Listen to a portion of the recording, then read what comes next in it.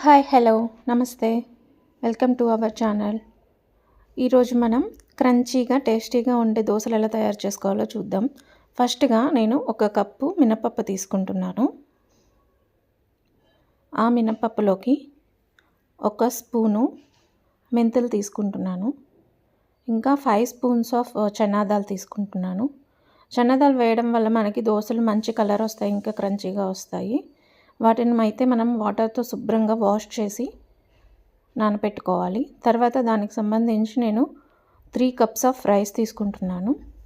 Rice కూడా మనం మంచిగా వాటర్తో ఎక్కువ సార్లు వాష్ చేస్తే నీట్గా దోశ బ్యాటర్ మంచి వైట్గా వస్తుందండి.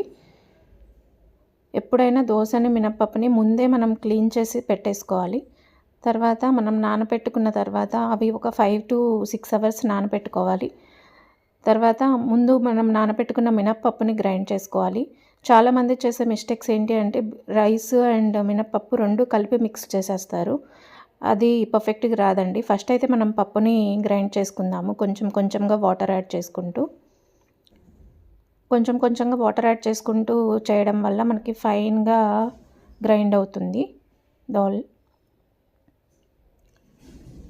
చూడండి ఎంత పఫీగా ఉందో.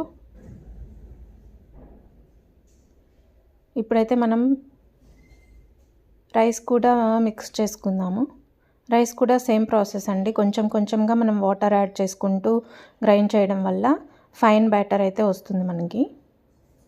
సో ఇలా రైస్ కూడా గ్రైండ్ చేసుకున్న తర్వాత రెండింటిని ఆల్రెడీ మనం గ్రైండ్ చేసి పెట్టుకున్న మినప్పిండి అండ్ బియ్యం పిండి రెండింటిని కలిపి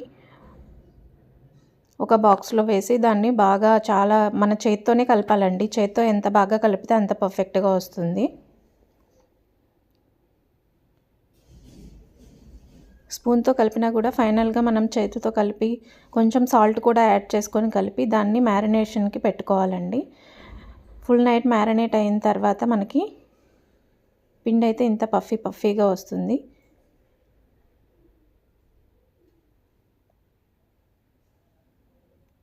నేనైతే ఇక్కడ కొంచెం సాల్ట్ యాడ్ చేస్తున్నాను. ఇప్పుడైతే మనం దోశ వేసుకొని చూద్దాము. కావాల్సినంత వాటర్ కూడా యాడ్ చేసి ఫైన్గా పర్ఫెక్ట్గా కలిపాను. చూడండి ఇప్పుడైతే దోశ వేస్తున్నాను. చాలా చక్కగా వస్తుందండి దోశ, ఎక్కడ విరగడం అలా కూడా లేదు. ఇప్పుడు చూడండి చాలా క్రంచీ ఇంకా ఫైన్ కలర్తో చాలా బాగా టేస్టీ దోశ క్రిస్పీగా వస్తుంది. ఈ ప్రాసెస్ అయితే ట్రై చేయండి. ట్రై చేసి ఎలా ఉందో కూడా నాకు చెప్పండి. Thanks for watching. Please subscribe to